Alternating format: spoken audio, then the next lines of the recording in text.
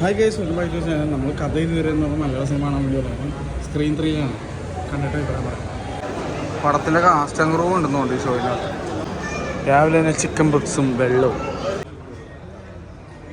Cinema കണ്ട് വീട്ടിലെത്തി.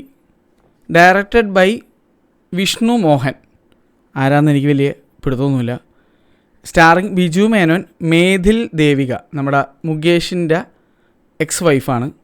നിഖില വിമൽ, അനുശ്രീ, അനു മോഹൻ, ഹക്കീം ഷാജഹാൻ, രഞ്ജി പണിക്കർ, സിദ്ദിഖ്, വേറെയും കുറേ ആളുകൾ. 4 കാലഘട്ടം, 4 പ്രണയങ്ങൾ. ഇതാണ് സിനിമ. ഇതിനകത്ത് 4 പ്രണയങ്ങളിൽ എനിക്ക് ഏറ്റവും ഇഷ്ടപ്പെട്ടത് ഹക്കീമും അനുശ്രീ അവതരിപ്പിച്ചിരിക്കുന്ന ക്യാരക്ടേഴ്സാണ്. എനിക്കത് ഭയങ്കരമായിട്ട് ഇഷ്ടപ്പെട്ടു. അടിപൊളിയായിരുന്നു. സിനിമ തുടങ്ങിയപ്പോഴേക്കും ഞാൻ വിചാരിച്ചത് ബിജു മേനോൻ ഇക്കൊല്ലം അഭിനയിച്ച 2 സിനിമകളുണ്ട്, ആ സിനിമകളുടെ അവസ്ഥയായിരിക്കും എന്നാണ്.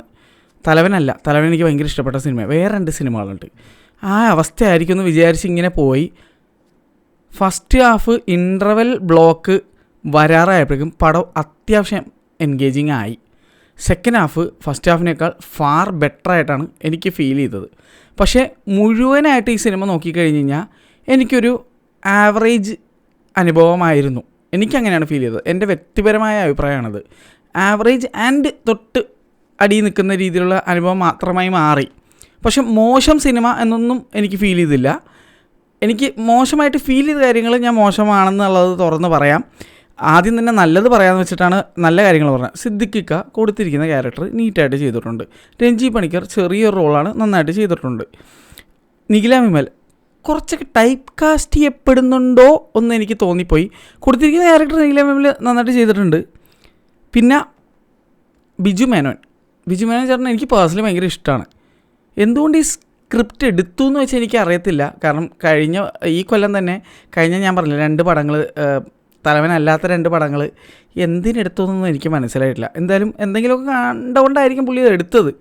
കൊടുത്തിരിക്കുന്ന ക്യാരക്ടർ നീറ്റായിട്ട് ചെയ്തിട്ടുണ്ട്. ഒരു ട്രിവാൻഡ്രത്ത് താമസിക്കുന്ന ഒരാളായിട്ടാണ്, അങ്ങനെ എനിക്ക് പറയാൻ പറ്റുള്ളൂ. അത് വേറെ കാര്യമുണ്ട്. അതുകൊണ്ട് ഞാൻ വേറെ ഒന്നും പറയുന്നില്ല. കഥയുടെ ഉള്ളടക്കത്തിലേക്കൊന്നും പോകുന്നില്ല. 4 കാലഘട്ടം, കുറേ ക്യാരക്ടേഴ്സ് ഉണ്ട്. പക്ഷേ ഇതെല്ലാം കൂടി ഒത്തുചേർന്ന് അവസാനം വരും. ഇത് എല്ലാ 4 കാലഘട്ടവും ഇത്രയും ക്യാരക്ടേഴ്സ് എല്ലാം തമ്മിലൊരു കണക്ഷൻ ഉണ്ട്. അത് ലാസ്റ്റാണ് റിവീലാവുന്നത്. അതുകൊണ്ട് തന്നെ അതിനെപ്പറ്റി ഞാൻ ഒന്നും പറയുന്നില്ല. മേധിൽ ദേവിക പുള്ളിക്കാരി ഒരു ഡാൻസറാണ്. റിയാലിറ്റി ഷോയിൽ ജഡ്ജൊക്കെ ആയിട്ട് ഇരുന്നിട്ടുള്ള ആളാണ്. മുകേഷ് എന്നുള്ള ആക്ടറിൻ്റെ എക്സ് വൈഫാണ് എന്നൊക്കെ എനിക്ക് അത്രത്തോളം അറിയാൻ പാടുള്ളൂ. ഈ സിനിമയിലാണ് ഞാൻ ആദ്യമായിട്ട് അഭിനയിച്ച് കാണുന്നത്. വളരെ നീറ്റായിട്ട് പെർഫോം ചെയ്തിട്ടുണ്ട്. ഭയങ്കര മെച്ചോർഡായിട്ടുള്ളൊരു ക്യാരക്ടറാണ് ഹാൻഡിൽ ചെയ്തിരിക്കുന്നത്. അവരുടെ ആ ഒരു മെച്യൂരിറ്റി ഫ്രം റിയൽ ലൈഫും കൂടെ ഇതിനകത്ത് ഉണ്ടെന്ന് തോന്നുന്നുണ്ട്. എനിക്കെന്തോ വളരെ ഇൻട്രസ്റ്റിംഗ് ആയിട്ടുള്ള ഒരു പെർഫോമൻസ് ആയിട്ട് ഫീൽ ചെയ്തു. വളരെ വളരെ നല്ല നീറ്റ് പെർഫോമൻസ്. ഈ ഹക്കീമിൻ്റെയും അനുശ്രീയുടെയും ക്യാരക്ടേഴ്സ് കഴിഞ്ഞിട്ട് എനിക്ക് ഏറ്റവും ഇഷ്ടപ്പെട്ട ലവ് സ്റ്റോറി ഇവരുടെയാണ്. പ്രണയവിലാസം നിങ്ങൾ കണ്ടിട്ടുണ്ടാവും. ആ സിനിമയിൽ ഒരുപാട് ഏജസിലുള്ള ലവ് സ്റ്റോറി കാണിക്കുന്നുണ്ട്. അതേപോലെയൊക്കെ തന്നെയാണ് ഇതിനകത്തും. പക്ഷേ ഇതിൽ വേറെ രീതിയാണെന്നേ ഉള്ളൂ. Coming to best part of the story, Hakeem and Anusree അടിപൊളിയായിട്ട് ചെയ്തിട്ടുണ്ട്. എനിക്ക് ഭയങ്കര ഇഷ്ടമുണ്ട്. ഹക്കീം നെവർ ഡിസപ്പോയിൻറ്റ്സ്. ഹക്കീമിൻ്റെ ഒരു മസാല എന്തോ പടം വന്നിട്ടുണ്ടായിരുന്നു, ഞാൻ കണ്ടിട്ടില്ല. അല്ലാതെ പ്രണയവിലാസം ആയിക്കോട്ടെ, അതിന് മുന്നേ ഉള്ള സിനിമകളായിക്കോട്ടെ, അനുപമ പരമേശ്വരനായിട്ടുള്ള ഷോർട്ട് ഫിലിം ആയിക്കോട്ടെ, ഹക്കീമിൻ്റെ ആക്ടിങ് കിടിലാണ്. എനിക്ക് പേഴ്സണലി അവനെ ഭയങ്കര ഇഷ്ടമാണ്. കിടിലൻ ആക്ടറാണ് ആൾ. വളരെ നാച്ചുറലായിട്ടുള്ളൊരു ആക്ടറാണ്. പ്രണയവിലാസത്തിൻ്റെ ലാസ്റ്റ് വേറെ റേഞ്ച് പെർഫോമൻസ് ആയിരുന്നു. ഹക്കീമിനകത്ത് അടിപൊളിയായിട്ട് തന്നെ ചെയ്തിട്ടുണ്ട്. അനുശ്രീ എന്തോ ഒരു സ്പെഷ്യാലിറ്റി, എന്തോ ഉണ്ട് ആ ക്യാരക്ടറിൽ. അത് ഭയങ്കര നന്നായിട്ട് ആ ക്യാരക്ടറിനെ വേണമെങ്കിൽ ഭയങ്കരമായിട്ട് വൾഗറാക്കാമായിരുന്നു, അല്ലെങ്കിൽ അങ്ങനെയൊക്കെ പോകാവുന്ന ഒരു ടൈപ്പ് ഓഫ് ക്യാരക്ടറാണ്. പക്ഷേ നമ്മുടെ ആലിയ ഭട്ട് ഗംഗൂബായിൽ എത്ര നീറ്റായിട്ടാണോ അങ്ങനത്തെ ഒരു ക്യാരക്ടർ ചെയ്തിരിക്കുന്ന അതേപോലത്തെ ഒരു സംഭവം ഇതിനകത്ത് അനുസൃതി ചെയ്ത് വെച്ചിട്ടുണ്ട്. വളരെ നീറ്റ് ആൻഡ് ക്ലീനായിട്ട് എനിക്കത് ഭയങ്കര ഇഷ്ടപ്പെട്ടു. വളരെ വളരെ രസം. നമുക്ക് ആ ക്യാരക്ടറിനോട് ഫീലാവും. ഭയങ്കര പ്രഡിക്റ്റബിളാണ് ഇതിലെല്ലാ സ്റ്റോറീസും. പക്ഷേ എനിക്ക് അങ്ങനെ തോന്നിയത്, എനിക്ക് എല്ലാം ഭയങ്കര പ്രഡിക്റ്റബിളായിരുന്നു. ഈവൻ ലാസ്റ്റ് സംഭവം എനിക്ക് ഭയങ്കര പ്രഡിക്റ്റബിളായിരുന്നു. പക്ഷേ ഒരു സാധനം ഞാൻ പ്രഡിക്റ്റ് ചെയ്തില്ല. അതെന്താണെന്ന് എനിക്കിവിടെ പറയാൻ പറ്റില്ല, സ്പോയിലർ ആവുന്നതുകൊണ്ട്. അതൊരിക്കൽ നിർത്തിക്കഴിഞ്ഞാൽ കഥ ഭയങ്കര പ്രഡിക്റ്റബിളാണ്. പക്ഷേ എവിടെയൊക്കെയോ നല്ല കുറച്ച് സംഭവങ്ങളും മൊമെൻറ്റ്സും ഒക്കെ ഉണ്ട്. പിന്നെ ഇവരുടെ ഈ ലവ് സ്റ്റോറി ഹക്കീംസ് ആൻഡ് അനുശ്രീസ് ക്യാരക്ടർ, അവരുടെ ആ ലവ് സ്റ്റോറി, ആ പോർഷൻ ഐ ലവ്ഡ് ഇറ്റ്. അടിപൊളിയായിരുന്നു. പിന്നെ എവിടെയൊക്കെ ബിജു മേനോൻ്റെയും മേതിൽ ദേവികയുടെയും ആ ഒരു ലവ് സ്റ്റോറിയും കൊള്ളാമായിരുന്നു എന്ന് തന്നെയാണ് എനിക്ക് ഫീൽ ആയത്. പ്രശ്നം വരുന്നത് ഒരു രണ്ട് ചെറുപ്പം കുട്ടികളുടെ ഒരു ലവ് സ്റ്റോറി സാധനമുണ്ട്. അത് എനിക്ക് തോന്നുന്നു ആ ലവ് സ്റ്റോറിയുടെ കുഴപ്പത്തിൻ്റെ അല്ല, കുറേ പ്രഡിക്റ്റബിലിറ്റിയും അതുപോലെ തന്നെ അതിനകത്തുള്ള കുറച്ച് സാധനങ്ങളോട് എനിക്ക് യോജിപ്പില്ല. അതായത് അത് നന്നായിട്ട് കാണിച്ചിട്ടുണ്ടെങ്കിലും എനിക്കത് കാണുമ്പോൾ എനിക്ക് പൊളിഞ്ഞേറി വരണമായിരുന്നു. കാരണം അത് എനിക്ക് അതിനുള്ള വിയോജിപ്പും കുറേ സാധനങ്ങളൊക്കെ ഉള്ളതുകൊണ്ടാണ് എനിക്കത് ഭയങ്കര ബുദ്ധിമുട്ടായിട്ട് ഫീൽ ചെയ്തൊക്കെ. സംഭവം റിയാലിറ്റിയിൽ നടക്കുന്നതാണ്, അങ്ങനെയൊക്കെ നടക്കുക. അപ്പോൾ എനിക്കത് കണ്ടപ്പോൾ ഒരു ദേഷ്യവും ഒരു വിഷമമൊക്കെ തോന്നി. അത് നന്നായിട്ട് ചെയ്തിരിക്കുന്നതുകൊണ്ട് അങ്ങനെ ഫീൽ ചെയ്യണം. പക്ഷെ എന്നാലും എനിക്കത് കണ്ടിരിക്കാൻ ഭയങ്കര ബുദ്ധിമുട്ടായിരുന്നു. അതിനകത്തുള്ളൊരു അച്ഛൻ ക്യാരക്ടറുണ്ട്, അയാളെ കാണുമ്പോൾ തന്നെ നമുക്ക് പിടിച്ച് രണ്ട് കൊടുക്കാൻ തോന്നും. അതിനകത്ത് പെൺകുട്ടിയുടെ ഒരു അച്ഛനുണ്ട്. എൻ്റെ പൊന്നോ, പുള്ളി എല്ലാ സിനിമയിലും ഒരുമാതിരി ഇങ്ങനത്തെ വെറുപ്പിക്കൽ ക്യാരക്ടറായിട്ട് വരുന്ന ഒരു നടനാണ് പുള്ളിക്കാരൻ. നന്നായിട്ട് ചെയ്തതുകൊണ്ടാണ് അങ്ങനെ ഫീൽ ചെയ്യണം കേട്ടോ. പക്ഷേ എന്തോ ആസ്വദിക്കാൻ പറ്റിയില്ല, അത് മനസ്സിലായില്ലേ? ആ ഒരു രീതിയിൽ നമുക്കൊരു ആസ്വാദനം കിട്ടാത്ത ഒരു പോർഷനായിരുന്നു അത്. പിന്നെ നമ്മുടെ പുഴുവിലൊക്കെ പാർവതിയുടെ ഹസ്ബൻഡായിട്ട് അഭിനയിച്ചിരിക്കുന്ന നടൻ, പുള്ളിയുടെ പേരെനിക്കറിയാൻ പാടില്ല, ഇതിനകത്ത് ലിസ്റ്റ് പോലും ചെയ്തിട്ടില്ല. പുള്ളിയുടെ കഷ്ടം തോന്നിപ്പോയി. പുള്ളി ഒരു സ്കൾപ്ചറായിട്ടുള്ള എന്താണ് നാട്ടുപ്രദേശത്ത് വിഗ്രഹങ്ങളൊക്കെ, അതായത് കളിമണ്ണൊക്കെ കൊണ്ട് വിഗ്രഹങ്ങൾ ഉണ്ടാക്കുന്ന ഒരു ക്യാരക്ടർ അഭിനയിച്ചിരിക്കുന്ന പുള്ളിയുണ്ട്.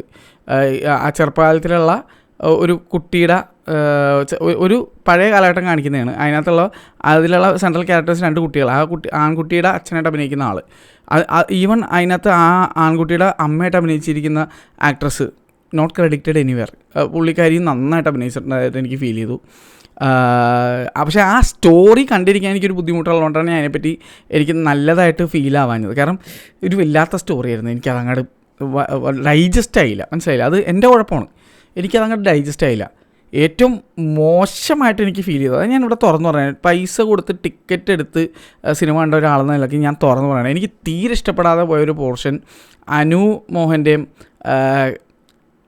നിഖില വിമലിൻ്റെയും സിദ്ദിഖിക്ക വരുന്ന പോർഷനാണ്. അതിനകത്ത് എനിക്കത് ഇഷ്ടപ്പെടാതെ പോകാനുള്ള മെയിൻ റീസൺ, പൊതുവെ എനിക്ക് അനു എന്ന് തന്നെയല്ലേ, അനു ഉണ്ടല്ലോ, വിനു ചേട്ടൻ, നമ്മുടെ പുലിമുരുകനിലെ വെച്ചാൻ, ഇത് ഇളയാൾ അനുമോഹൻ്റെ ക്യാരക്ടറിലേക്ക് വന്നപ്പോഴേക്കും അനുമോഹൻ പൊതുവെ എനിക്ക് എല്ലാ സിനിമയിലും കുഴപ്പമില്ലാതെ ആക്ട് ചെയ്യുന്ന ഒരാളായിട്ടാണ് ഫീൽ ചെയ്തിരിക്കുന്നത്. സെവൻത്ത് ഡേയിലേക്ക് എനിക്ക് ഇഷ്ടമാണ് പുള്ളീനെ. പക്ഷേ ഈ സിനിമയിലേക്ക് വന്നപ്പോഴേക്കും ഇതിനകത്ത് അനുമോഹൻ ഭയങ്കര കലിപ്പനും കാന്താരി ആ സാധനമാണ്. കലിപ്പനും കാന്താരി എന്ന് പറയാൻ പറ്റില്ല, നീനാവിൽ കാന്താരിയല്ല. എനിവേസ് ഇതിനകത്ത് അനുമോഹൻ്റെ ക്യാരക്ടർ, അനുമോഹൻ മാസ് കാണിക്കുന്നതും കലിപ്പ് കാണിക്കുന്ന സീനൊക്കെ ഉണ്ട്. എനിക്ക് സത്യം പറഞ്ഞത് കണ്ടിട്ട് ചിരിയാണ് വന്നത്. സത്യം ഞാൻ തുറന്ന് പറയണത്, എനിക്ക് മാസ് കാണിക്കാനായിട്ടോ അല്ലെങ്കിൽ കലിപ്പായിട്ടല്ല എനിക്ക് ഫീൽ ചെയ്തത്, എനിക്ക് ചിരി തന്നെയായിരുന്നു അത് കണ്ടിട്ട്. ഇതെന്താണ് ഈ കാണിക്കണമെന്നുള്ള ഒരു സംഭവമാണ് എനിക്ക് തോന്നിയത്. ഭയങ്കര മോശം പോർട്രയലായിട്ടാണ് എനിക്ക് ഫീൽ ചെയ്തത് ആ ക്യാരക്ടറിൻ്റെ. അത് എനിക്കിഷ്ടപ്പെട്ടില്ല, ആ ഒരു പോർഷൻ തീരെ ഇഷ്ടപ്പെട്ടില്ല. സിദ്ദിഖിക്ക നന്നായിട്ട് അഭിനയിച്ചതായിട്ട് ഫീൽ ചെയ്തു. പിന്നെ അതിനകത്ത് തന്നെ ശിവദ ചേച്ചിയുടെ ഹസ്ബൻഡ് എൻ്റെ കോളേജിൽ സീനിയർ ആയിരുന്ന മുരളിച്ചേട്ടനൊക്കെയാണ്. മുരളിച്ചേട്ടന് കൊടുത്ത ക്യാരക്ടർ വളരെ ചെറിയൊരു ക്യാരക്ടറാണ്, പുള്ളി നീറ്റായിട്ട് ചെയ്തിട്ടുണ്ട്. പക്ഷേ വിനു മോഹൻ്റെ കേസിലേക്ക് വരുമ്പോൾ എനിക്ക് ചിരിയാണ് വന്നത്. എനിക്കത് ഇഷ്ടപ്പെട്ടില്ല. അനുമോഹൻ്റെ ക്യാരക്ടർ എനിക്ക് തീരെ ഇഷ്ടമായില്ല. അത് പോർട്രേ ചെയ്തിരിക്കുന്നത് എനിക്ക് കൺവിൻസിങ് ആയിട്ട് അങ്ങോട്ട് ഫീൽ ചെയ്തില്ല. ഇമോഷണൽ സാധനം പുള്ളി നന്നായിട്ട് ചെയ്തിട്ടുണ്ട്, പക്ഷേ ആ മാസ് എലമെൻറ്റ് കാണിച്ചാൽ അല്ലെങ്കിൽ ആ ഒരു കലിപ്പ് സംഭവം കാണിച്ചപ്പോൾ എനിക്ക് ചിരിയാണ് വന്നത്. ഞാൻ തുറന്നു പറയാനാണത്. അപ്പോൾ ഇതാണ് എനിക്ക് സിനിമയെ പറ്റി തോന്നിയ കാര്യം എന്ന് പറഞ്ഞു കഴിഞ്ഞാൽ. ഇതെങ്ങനെ ഉണ്ടായിരുന്നു വെച്ച് കഴിഞ്ഞാൽ, തിയേറ്ററിൽ പോയി കണ്ടിട്ട് എനിക്കങ്ങനെ ഇത് തിയേറ്ററിൽ തന്നെ ചെന്ന് കാണേണ്ട സിനിമയാണ്, ഇത് തിയേറ്ററിൽ കണ്ടുകൊണ്ട് വേറെ ലെവലായിട്ട് ഫീൽ ചെയ്ത്, അങ്ങനെയൊന്നും എനിക്ക് ഫീൽ ചെയ്തില്ല. ഇത് OTTയിലും കണ്ടാൽ മതിയായിരുന്നു എന്നൊക്കെയാണ് എൻ്റെ മനസ്സിൽ തോന്നിയത്. പക്ഷേ നിങ്ങൾക്ക് ചിലപ്പോൾ അങ്ങനെ ഒന്നും ആവണമെന്നില്ല. അതുകൊണ്ട് തന്നെ നിങ്ങൾ തിയേറ്ററിൽ തീർച്ചയായിട്ടും പോയി പടം കാണുക, അഭിപ്രായങ്ങൾ കമൻറ്റ് ബോക്സിൽ ഇടുക. നിങ്ങൾക്ക് എന്താണ് ഈ സിനിമയെ പറ്റി തോന്നിയെന്നുള്ളത് കണ്ടവർ മാത്രം കമൻറ്റ് ചെയ്യുക.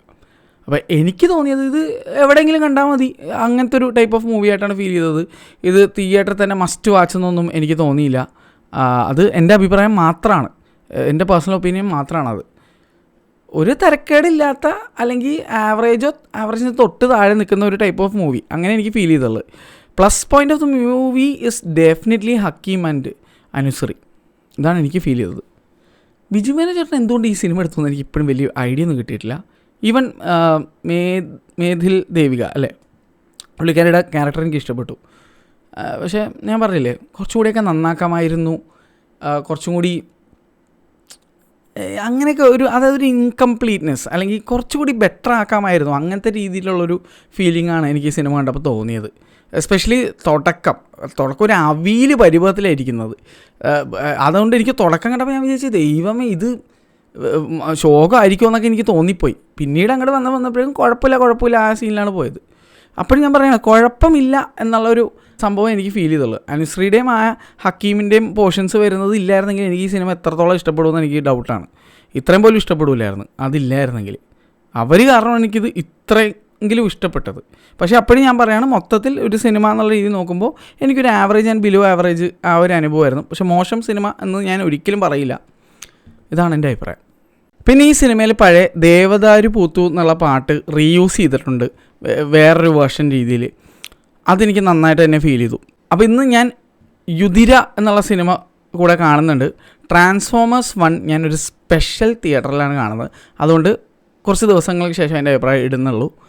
എന്തായാലും ട്രാൻസ്ഫോമേഴ്സ് 1ഉം തുമ്പാടും ഏലിയൻ റോമൻസും ഒന്നും കൂടി ഞാൻ കാണുന്നുണ്ട്. എല്ലാം ഒരു സ്പെഷ്യൽ തിയേറ്ററിലാണ് കാണുന്നത്. അതിൻ്റെ വീഡിയോ വരും. നിങ്ങളധികം പേര് കാണാത്ത തിയേറ്ററാണത്. നിങ്ങൾ കമൻറ്റ് ചെയ്യുക നിങ്ങൾക്ക് തോന്നി എന്നുള്ളത്.